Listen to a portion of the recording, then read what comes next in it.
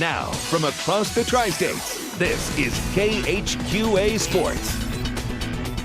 If there's such a thing as a picture-perfect night for baseball, tonight may have been it. The weather was kind, unlike on Sunday, leaving us a chance to watch the Cavemen go for a 6th straight win, while the Gems hope to regain some footing in the Prospect League West Division. But we begin in the high school ranks as Fort Madison and Keokuk played a pair of doubleheaders this evening. We'll start on the baseball diamond in this one. Great start for Fort Madison behind Colin Eves. He gets the strikeout here. Good stuff, bringing the heat, and that would sit down his batter right there. Now helping his own cause, a 2 RBI double made it 5-0 Bloodhounds, top of the third. Mr. Eves doing it all. Now later, Keokuk, the 6-3 putout would end the top of the third as they're going to retire Fort Madison here, end the threat, get out of the inning without too much damage done, but Fort Madison would find a way to get their offense going a little bit later, but not before Austin Allman gets his single here, bottom of the third inning to right field. Keokuk trying to start something, but that inning would end without a run scored. Later, Jonathan Temenak, a 2 RBI double of his own, made it 15-0 Fort Madison. As I mentioned, they found their offense a lot tonight. Final in this one was 17-0 in 6 innings, and they did play 2, but I have not heard the score of the second game, so feel free to call that in or tweet at me. If you do have it, we'll get it online. Now we've got softball for you. Same matchup, Fort Madison and Keokuk, and that's the Bloodhounds getting out of an inning right there. The looking strikeout to end the second, but Keokuk would find a rhythm. Here's Chelsea Deo, 2 RBI triple, extends the Lady Chiefs lead to 7-1. Good stuff working for the home team here. Defense here from Fort Madison, though, ends the third inning. You saw the strikeout ended the second. Nice play over at the hot corner to end the threat there for the Bloodhounds. Later on, Fort Madison gets on the board. RBI single here makes it 8-2 Keokuk.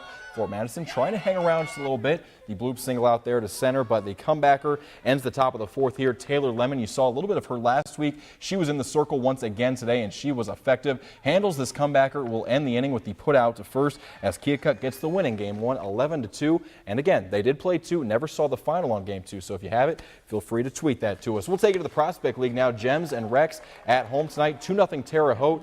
It was Brian Nabalski, though, cutting that lead in half. 2-1 there as Thomas Richards comes home to score. That score stayed the same until the 7th. It was a wild 7th. You see here, Mike Wilson comes home on a balk to tie the game 2-2, but wait a minute. Terre Haute's manager comes out to argue, says, I don't think you guys interpreted this rule correctly. So sure enough, the umpires talked to Gems manager Chris Martin. They would leave the field for 10 minutes, talk it over, and eventually they waved off the balk. So they did get it wrong. They send all the runners back. Terre Haute with a 2-1 lead once again. So a strange 7th inning, but it didn't matter because the Gems would rally big time here in the 7th inning. 2-out rally starting off with Nick Rossetti driving in Mr. Wilson. Now it's 2-2. His run counts this time. And then it would be Richards singling in another run as Pickett scores to give Quincy a 3-2 lead.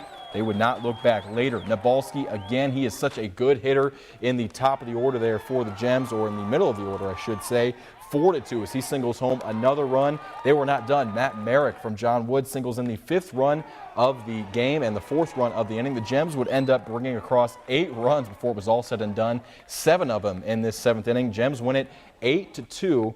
Final there at home. Nice win. Now we'll take it to the Cavemen and the Dans. Scoreless top of the first. Travis McDonald had his shutdown stuff working tonight, setting the tone early with a strikeout. Keeps the game scoreless. Bottom of the third, same score. Jay Golden will score on a wild pitch here to give the Cavemen a 1-0 lead as Hannibal 5 straight wins coming into this one, looking for 6, and they score the first run of the ball game on the wild pitch. Hannibal product Zach Nichols now would ground out, does bring home a run though as Jake Mangler comes home to score. It's an RBI, and Hannibal doubles its lead 2-0 in the bottom of the third.